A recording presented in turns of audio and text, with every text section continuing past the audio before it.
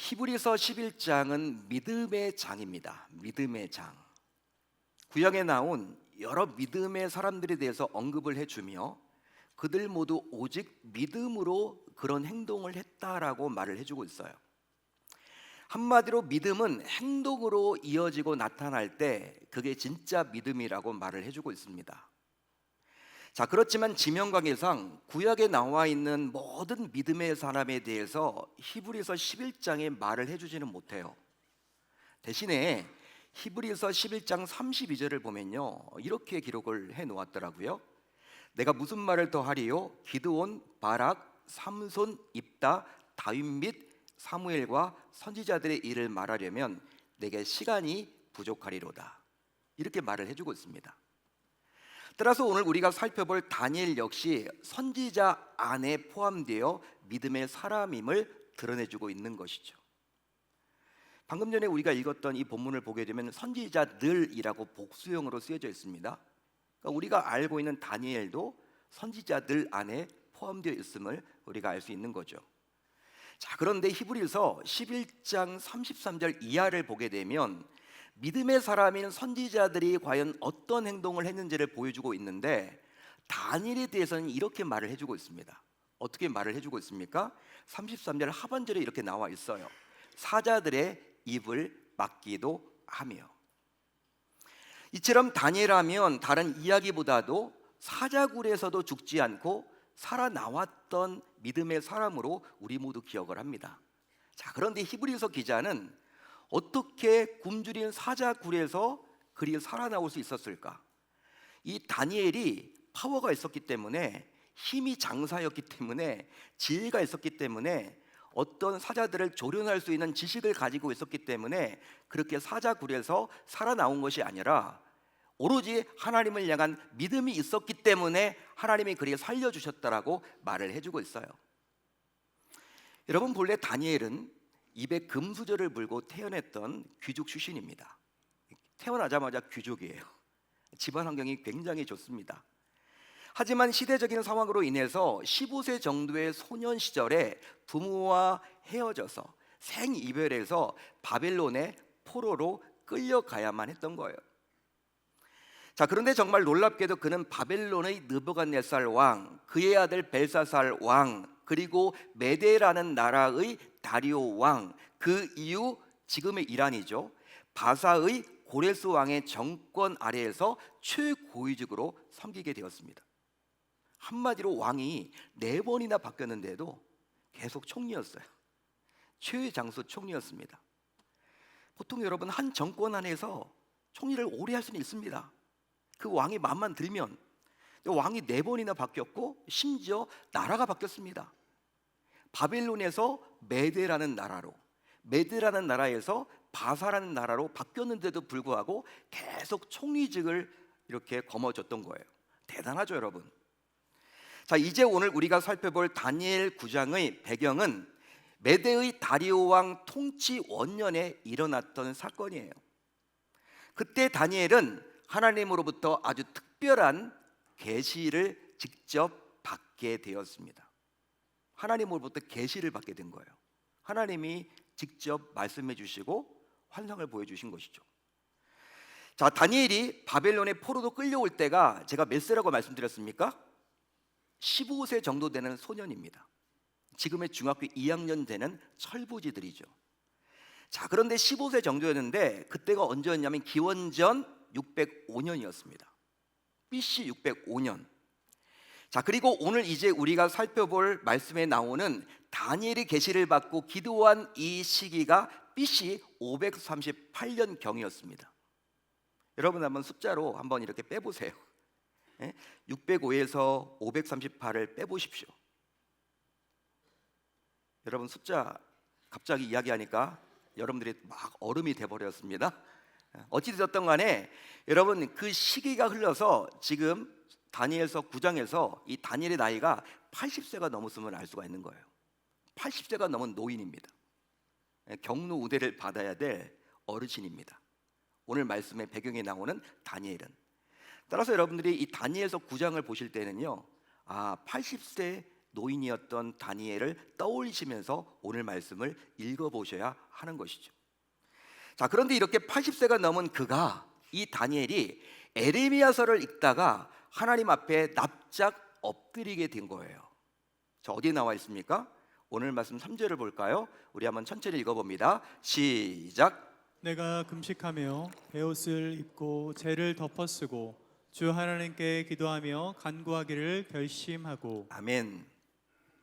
여러분, 왜 다니엘은 다소 뜬금없이 에레미야서를 읽다가 이런 행동을 한 것일까요? 지금 다니엘의 나이는 제가 말씀드렸습니다. 80세가 넘은 노인이라고 말씀을 드렸습니다. 80세의 노인이 밥도 먹지 않고 금식을 해버려요. 80세가 되면요, 건강 챙겨야죠. 기도를 하더라도 살살 기도해야죠. 자기 몸을 아껴야 되죠.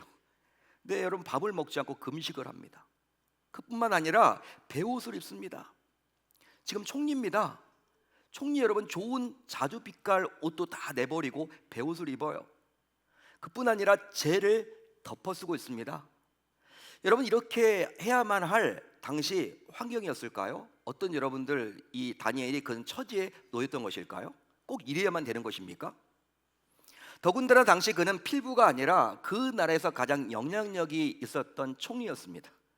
총리도 갑자기 총리가 된 것이 아니라 수십 년 동안 총리를 해왔기 때문에 다니엘 하면요, 사람들이 다 알아줬어요. 인정해줬습니다. 다 존경했습니다. 명의가 있는 사람이에요. 따라서 이런 다니엘이 이와 같은 돌발적인 행동을 했던 진짜 이유는 과연 무엇일까? 우리는 의문을 가질 수밖에 없는 거죠. 물론 성도라면 하나님의 말씀인 성경을 읽다가 기도할 수 있습니다. 여러분, 말씀을 읽다가 기도할 수 있죠.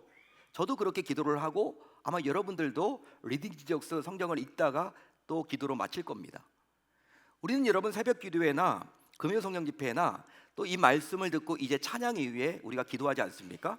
우리가 항상 기도를 하기 전에는 항상 말씀을 접하게 된단 말이에요. 말씀을 읽든 말씀을 듣든 큐티를 하건 기도하기 전에는 항상 말씀을 우리가 항상 묵상하고 하는 거죠. 자, 그렇기 때문에 성도는요, 여러분, 말씀 읽다가 충분히 누구든지 기도를 할 수 있단 말이에요. 자, 그런데 다니엘의 이런 모습, 오늘 다니엘이 기도했던 이런 모습은 우리가 일반적으로 하는 그런 기도의 모습은 결코 아니라는 사실이에요. 한마디로 금식하고 베옷을 입고 재를 덮어쓰고 기도했기 때문이죠. 이처럼 금식하고 베옷을 입고 재를 덮어쓰는 것은 보통 어떤 중대한 범죄를 저지른 자들이 회개할 때 하던 모습이에요. 회개할 때. 그러기에 80세가 넘는 다니엘이 당시 얼마나 끔찍한 죄를 저질렀기에 이런 모습을 보인 것인지 우리는 의문을 가질 수밖에 없다는 것이죠. 이런 모습은 보통의 모습이 아니고 어떤 중범죄자가 회개할 때 하는 모습이기 때문에 그럼 다니엘이 큰 죄를 지었나? 우리는 그런 생각을 해볼 수밖에 없다는 거예요. 자, 그러면 왜 당시 다니엘은 갑자기 이런 모습을 보였던 것일까요? 더 나아가 총리 다니엘이 이런 모습을 보였을 때 당시 그를 모시던 자들은 어떤 생각을 가졌겠습니까? 여러분, 다니엘은 무슨 이유로 다소 기이한 이런 모습으로 기도를 했던 것일까요? 왜 이상한 모습으로 기도를 했던 것일까요? 다른 모습도 있을 텐데 왜 여러분들 금식하면서 베옷을 입으면서 재를 뒤집어 쓰면서 이런 기도를 했던 것일까요? 그 이유가 있겠죠. 그것은 바로 하나님의 때가 가까웠음을 알고 하나님의 뜻이 어서 빨리 이루어지기를 소망했기 때문입니다. 아멘. 아멘. 다니엘은 에레미야서를 읽다가 바벨론에서의 70년, 즉 하나님이 말씀하신 언약의 때가 거의 찼음을 깨닫게 된 거예요. 여러분, 에레미야 25장의 모습을 한번 볼까요? 에레미야서 25장은 이렇게 기록이 되어 있더라고요. 우리 11절 12절 같이 한번 읽어봅니다. 시작. 이 모든 땅이 폐허가 되어 놀랄 일이 될 것이며 이 민족들은 70년 동안 바벨론의 왕을 섬기리라. 여호와의 말씀이니라. 70년이 끝나면 내가 바벨론의 왕과 그의 나라와 갈대아인의 땅을 그 죄악으로 말미암아 벌하여 영원히 폐허가 되게 하되. 아멘. 다니엘은 에레미야서에 나온 이 말씀을 방금 전 이 말씀을 보다가 하나님께서 약속하신 70년이 거의 다가왔음을 스스로 알게 된 거예요. 깨닫게 된 겁니다. 그래서 어서 빨리 하나님의 뜻이 그대로 성취되도록 기도했던 것이죠. 더 나아가 앞으로 다시는 이런 안타까운 일이, 힘든 일이 자기 민족에게 일어나지 않도록 하나님께 납작 엎드렸습니다. 심지어 주를 사랑하고 주의 계명을 지키는 자들에게 자기가 말씀한 약속을 온전히 잘 지키시고 자비를 베풀어 주시는 하나님이시기에 다니엘은 그 하나님께서 흩어진 자기 민족을 다시 세워주시고 회복시켜 달라고 엎드렸던 거예요. 한마디로 자기 민족이 살 길은 하나님밖에 없음을 깨닫고 어서 빨리 자기 민족을 회복시켜 달라고 하나님께 간절히 매달리고자 다니엘은 80세의 노인임에도 불구하고, 그렇게 연배가 높으신 어르신임에도 불구하고, 또 권력을 가지고 있는, 또 체면을 차려야 될 그런 상황인데도 불구하고 기도의 본을 보였습니다. 믿으시면 아멘, 동의하시면 아멘.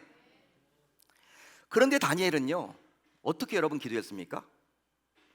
목사님, 다니엘이 금식하면서 기도하셨고 베옷을 입고 기도했고 또 죄를 뒤집어 쓰고 기도를 하지 않았습니까? 근데 그것만 나와 있지 않아요. 다니엘은요, 주여 주여 주여 주여 삼창을 하며 간절히 기도했습니다. 주여 삼창을 하며 간절히 기도했어요. 오늘 말씀 19절을 볼까요? 우리 한번 같이 읽어봅니다. 19절 시작. 주여 들으소서, 주여 용서하소서, 주여 귀를 기울이시고 행하소서, 지체하지 마옵소서. 나의 하나님이여, 주 백성을 위하여 하시옵소서. 이는 주의 성과 주의 백성이 주의 이름으로 일컫는 바 됨이니이다. 아멘. 실제로 우리가 통성으로 기도할 때 주여 삼창으로 기도할 때가 있습니까, 없습니까? 있죠. 한국 교회는요, 주여 삼창하면서 기도해요. 저는 처음에 어릴 적에 꼭 왜 3번을 이렇게 기도할까? 묵집바도 항상 3-4번을 하기 때문에 주여 한 번만 부르면 안 되고 주여 주여 주여 그냥 그렇게 3번 한 건가? 여러분, 어릴 적엔 그렇게 생각을 했어요. 근데 여러분, 제가 잘못된 생각이었더라고요. 다니엘이 여러분 먼저 그렇게 기도를 했습니다. 주여 삼창이 한국 교회만 있는 것이 아니라 여러분, 원조가 바로 누구예요? 이 다니엘이 그렇게 기도를 했다라는 거예요. 주여 주여 주여 부르면서 기도했다라는 것이죠. 이처럼 다니엘은 주여 삼창을 하며 간절히 기도했는데요. 자, 다니엘은 여러분 주여 삼창을 하면서 어떻게 기도했습니까? 그는 주여 들으소서라고 기도했습니다. 한번 따라합니다. 주여 들으소서. 주여 들으소서. 자, 그렇게 외친 이유는 이제 자기 백성들이 충분히 말씀을 떠난 죄를 깨닫고 돌이켜 하나님 앞에 살려고 애를 쓰고 있으니 백성들의 소리를 외면치 마시고 들어달라는 거예요. 한마디로 지금 백성들은 죄악을 떠나 주의 진리를 깨닫고 여호와 하나님의 얼굴을 기쁘게 하고 있으니 이제 제발 하나님께서 백성들의 예배의 소리, 찬양의 소리, 기도의 소리를 꼭 들어달라고 외친 것입니다. 이처럼 다니엘이 계속 주님께 들어달라고 간청한 것은 결국 주님께서 들어주시지 않으면 아무리 우리가 최선을 다해서 열심을 다해서 기도한다고 해도 응답을 받을 수가 없기 때문인 것이죠.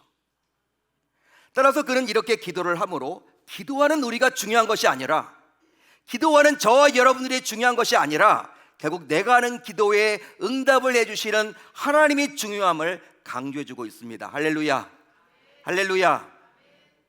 자, 그래서인지 오늘 말씀 15절을 보세요. 여러분들이 가지고 있는 성경 15절을 눈으로 한번 보십시오. 어떤 내용이 나와 있습니까? 15절을 보시면요, 이 다니엘은 자기와 백성들의 죄를 철저하게 회개했습니다. 또 16절을 보세요. 어떤 내용이 나와 있습니까? 여러분들이 가지고 있는 성경 16절을 한번 보십시오. 눈으로 보십시오. 어떤 내용입니까? 주님의 분노를 거두어 달라고 외치고 있어요. 16절 하반절을 보십시오. 어떤 내용이 나와 있습니까? 수치와 멀시에서 벗어나게 해달라고 외치고 있습니다. 그뿐 아니라 18절을 보세요. 여러분들이 가지고 있는 성경 18절을 보십시오. 어떤 내용입니까? 주님께서 긍휼을 베풀어 주시도록 부르짖었습니다. 더하여 그는 이제 또 어떻게 기도를 했느냐? 이 다니엘은 어떻게 기도를 했느냐? 주여 삼창하면서 기도했는데 어떤 내용을 가지고 기도를 했느냐? 그는 주여 용서하소서라고 기도했습니다. 우리 한번 따라할까요? 주여 용서하소서. 주여 용서하소서. 그는 왜 70년 지난 긴 세월 동안 자기 민족이 바벨론에서 떠돌며 포로 생활을 해야만 했는지 그 이유를 정확하게 알고 회개 기도를 합니다. 자, 그러면 무슨 이유로 70년이란 긴 세월 동안 포로 생활을 백성들은 해야만 했던 것일까요? 여러분 한번 생각을 해보세요. 히브리 민족, 유대 민족은요, 이스라엘 백성들은 누가 여러분 택하신 백성입니까? 하나님께서 아브라함의 후손으로 택해 주신 거죠. 여러분 선택을 해주신 거죠. 너는 선민이야. 선택받은 민족이야. 여러분 정말 이스라엘 백성들은요, 하나님으로부터 선택받은 민족이라고 여기고 자부를 했는데, 그래서 말씀대로 살려고 몸부림도 쳤단 말이에요. 나름대로 그 율법을 지키려고. 그런 사람들도 분명히 있었겠죠. 그런데 여러분 이방 민족인 바벨론에게 왜 끌려가 가지고 그렇게 여러분 한두 해도 아니고 70년이란 긴 세월 동안 왜 포로 생활을 해야만 했던 것일까? 여러분 그 이유가 있겠죠. 오늘 말씀 5절에도 나와 있지만 백성들이 패역하며 행악하며 반역하여 주의 법도와 규례를 떠났기 때문이에요. 그게 여러분 이유였었습니다. 그게 원인이었어요. 또 여러분 6절을 보세요. 여러분들이 가지고 있는 성경 10절을 보십시오. 11절에도 나오지만 주의 종들과 선지자들의 음성을 듣지 아니했기 때문입니다. 이 두 가지예요, 여러분들. 이 두 가지 때문에 백성들이 자신의 나라를 빼앗기게 된 거예요. 그리고 이방 나라인 바벨론의 포로로 끌려가서 70년이란 긴 세월 동안 그렇게 힘들게 살아가야만 했던 것이죠. 따라서 하나님의 편에서 볼 때 이런 중차대한 하자가 있다 보니 하나님께서는 자기 백성들에게 큰 재앙을 내려서 70년이란 환난의 세월을 겪도록 했던 거예요. 백성들이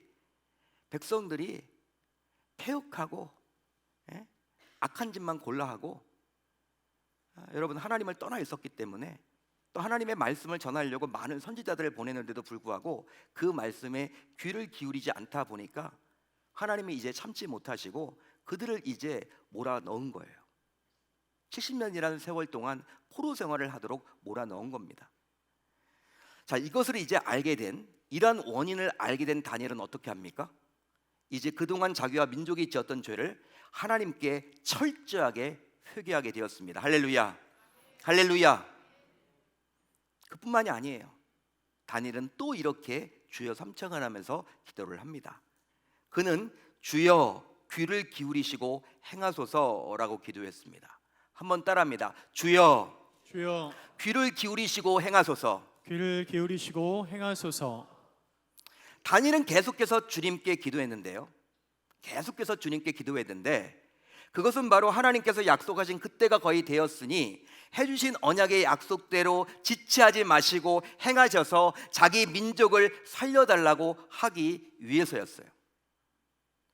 오늘 말씀 17절에도 나오지만 주를 위하여 주의 얼굴빛을 주의 황폐한 성소에 비춰주기를 간절히 기도했습니다. 황폐한 성소에 주의 빛을 비춰주기를 기도했다라는 거예요. 성소. 그런데 그 성소가 지금 어떤 상황입니까? 황폐해졌어요. 성소가 여러분 어떤 곳이에요? 이스라엘 백성들이 그곳에 가서 예배드렸던 곳입니다. 제사드렸던 곳입니다. 그런데 지난 70년 동안 예배가 다 무너진 거죠. 그곳에 가지 못하는 거죠. 지금 바벨론의 포로로 끌려갔기 때문에 예루살렘과는 거리가 갈 수가 없지 않습니까? 당시에는 예루살렘 성전에 찾아가서 예배를 드려야 했기 때문에 예배 없이 70년을 보내왔던 거예요. 여러분 이것을 이제 회복하고자 지금 기도를 해 주신 거죠. 다니엘이. 그렇게 하지 마시고 하나님, 당신을 위해서라도, 당신이 기뻐 받으시는 이 예배를 위해서라도 이제 좀 불쌍히 여겨 주셔서 정말 이 황폐한 성소에 주님의 빛을 비춰달라고 기도했습니다. 이 말은 하나님께 드리는 제사가 빨리 회복되도록 엎드린 것이죠. 하나님의 선민인 백성들은 수도였던 예루살렘에서 예배를 드려야 되는데 그렇게 하지 못하고 지금 예배를 떠나 있다 보니까 하나님, 당신을 위해서라도 제발 이 예배가 회복될 수 있도록 해달라고 간절히 기도했던 것입니다. 그래서 결국 예배가 온전히 회복돼서 그 결과 하나님과 무너진 관계가 온전하게 회복되도록 간구한 거예요. 여러분, 이처럼 주님은, 이 다니엘은 무려 3번씩이나 간구했습니다. 무려 3번씩이나 간구했어요. 주여, 주여, 주여. 오늘 말씀의 제목처럼 주여 3창으로 기도를 한 것이죠. 결국 그랬더니 어떤 일이 일어나게 되었을까요? 여러분, 어떤 일이 일어나게 되었습니까? 다니엘이 주여 3창으로 기도했을 때 다니엘은 어떤 복을 받게 되었을까요? 어떤 응답을 받게 되었을까요?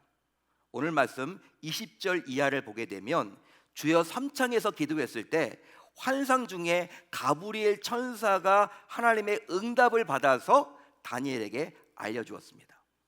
오늘 우리가 시간 관계상 읽어보지 못했지만 20절 이하를 보게 되면 그런 내용이 나오거든요.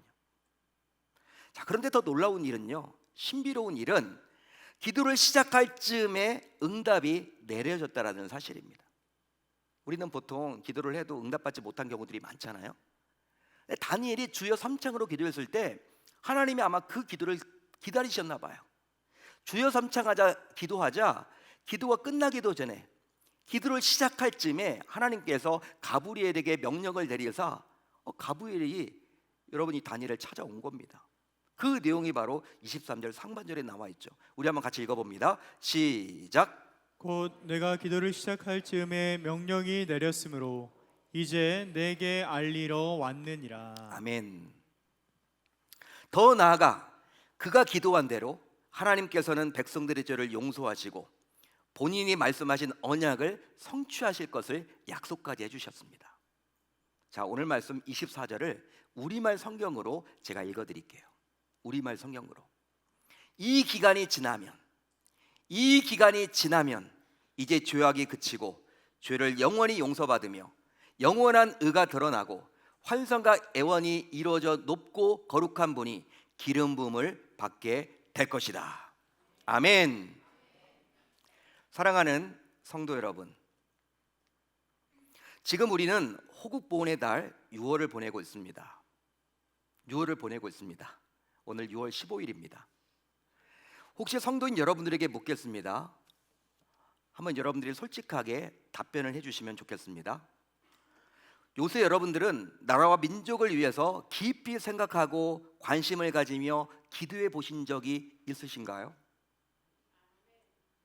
네, 아멘이 참 적네요. 아마도 이 질문에 많은 성도가 개인적인 삶이 바쁘고 챙겨야 될 가족과 집중해야 될 생업 등으로 나라와 민족을 위해서 깊이 기도해 본 적이 없다라고 답변을 할지도 모르겠어요. 아니, 어쩌면 기도는 고사하고 관심조차 갖지 못할지도 모르겠습니다. 실제로 기도한다는 성도조차도 개인을 위해서 기도를 하고요, 가정을 위해서 기도를 하고, 학업을 위해서 기도를 하고, 생업을 위해서 기도하고, 교회와 목회자와 선교사를 위해서는 기도를 하거든요. 그런데 기도의 제목들을 더 넓혀서 나라와 민족을 위해서 기도하는 경우는 정말 드물어요. 드뭅니다. 하지만 잘 생각을 해보자고요.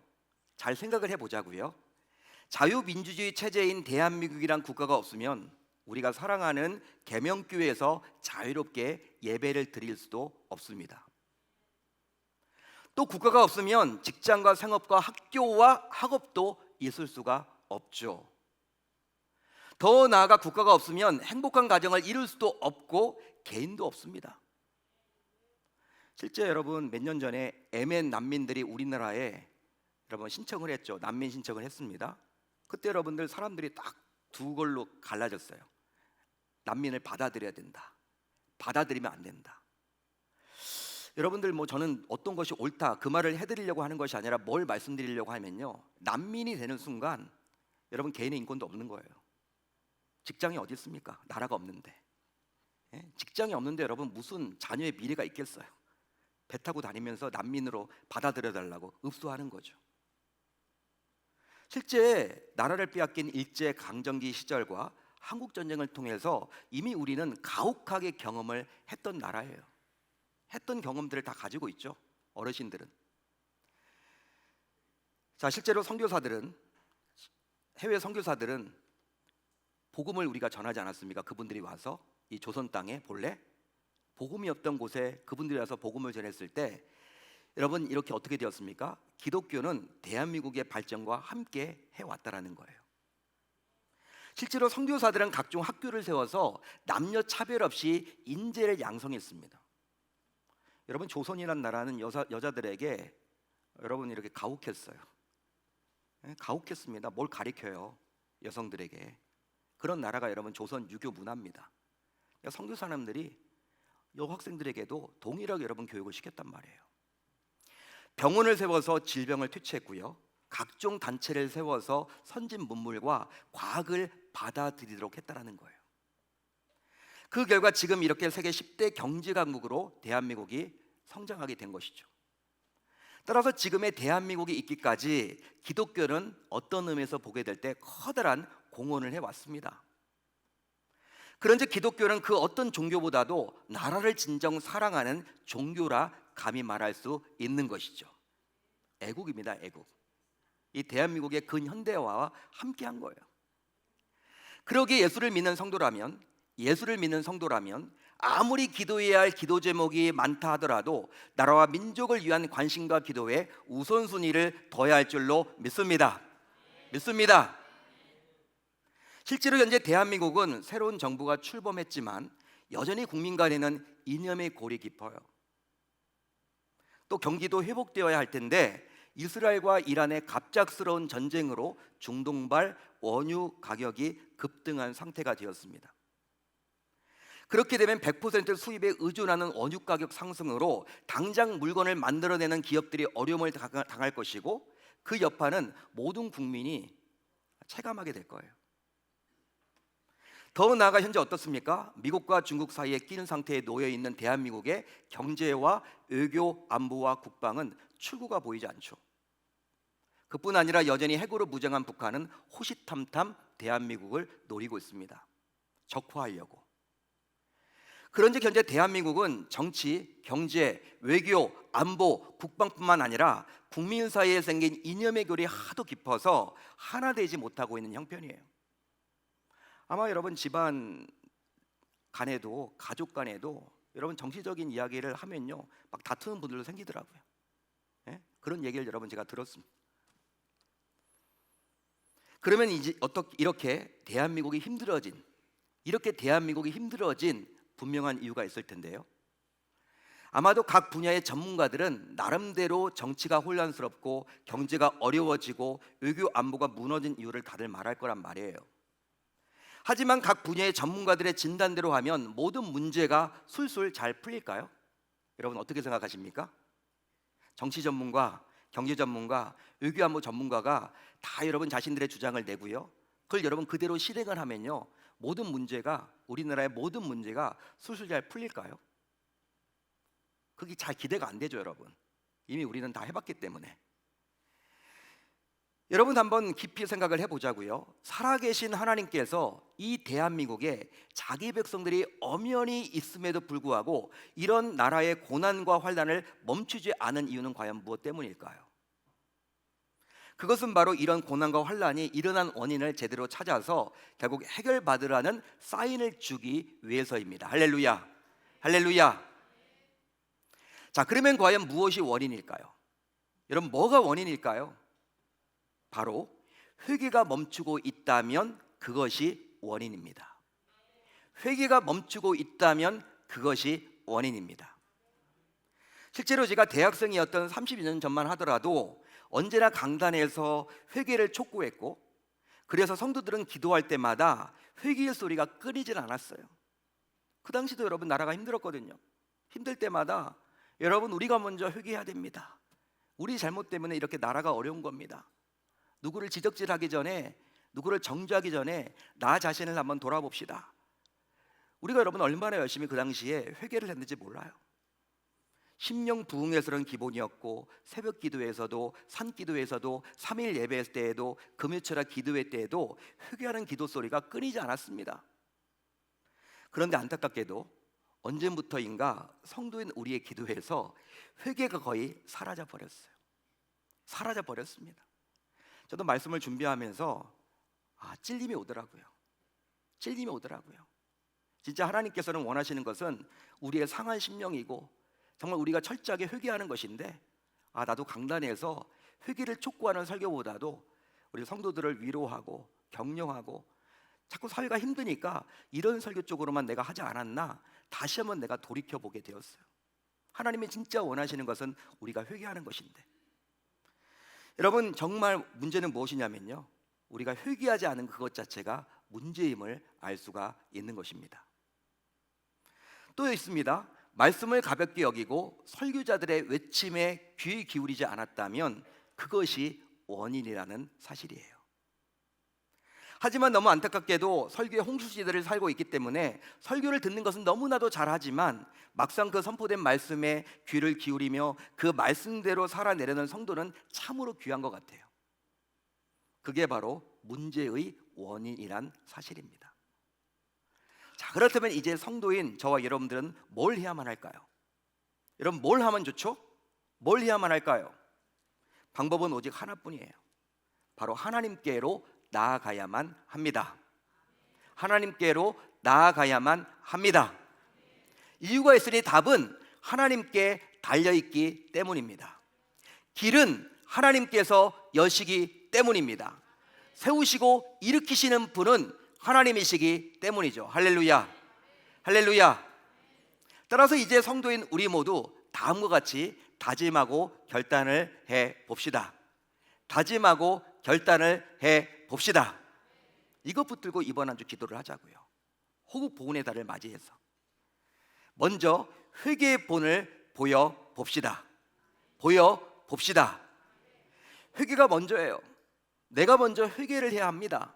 그러게 누구 탓을 하고 정죄하고 지적하기 전에 내가 먼저 철저하게 회개해야 하는 것이죠. 저를 포함해서 여기 앉아 계신 모든 분들이. 따라서 누가 먼저 회개하기를 기다리기 전에 내가 먼저 회개해야만 할 줄로 믿습니다. 믿습니다. 더하여 기도의 본을 보여봅시다. 보여봅시다. 그 어떤 때보다도 지금이야말로 하나님의 기적이 필요한 시대예요. 대한민국에도 기적이 필요하고, 계명교회도 기적이 필요하고, 내 가정에도 기적이 필요하고, 내 생업에도 기적이 필요하고, 내 학업에도 기적이 필요하고, 내 자녀에게도 기적이 필요하고, 내 건강에도 기적이 필요합니다. 따라서 다니엘처럼 우리 역시 적극적으로 엎드려서 하나님의 일하심을 맛봐야 할 줄로 믿습니다. 믿습니다. 또 믿음의 본을 보여봅시다.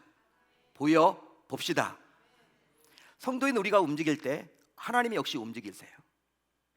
따라서 누군가는 다니엘처럼 믿음의 본을 보일 때 하나님의 역사도 맛볼 수 있는 것입니다. 그런즉 성도인 우리 모두 믿음으로 움직여야 할 줄로 믿습니다. 믿습니다. 그러기에 이제 이 말씀을 듣는 여러분들 모두 오늘부터, 오늘 이 시간부터 다니엘처럼 나라와 민족을 위해서, 내 주국 대한민국을 위해서 주여 주여 주여라고 부르짖고 기도하는 가운데 다니엘과 같은 놀라운 기적을 맛보고 돌아갈 수 있어야 할 줄 우리 주님의 이름으로 축원합니다. 축원합니다. 대한민국이 있어야지 계명교회도 있고, 대한민국이 있어야지 여러분들이 있고, 대한민국이 있어야지 여러분들의 자녀들의 미래가 밝습니다. 나라와 민족을 위해서 우리가 애처롭게 기도하는 저와 여러분들이 다 되실 수 있기를 당부드립니다.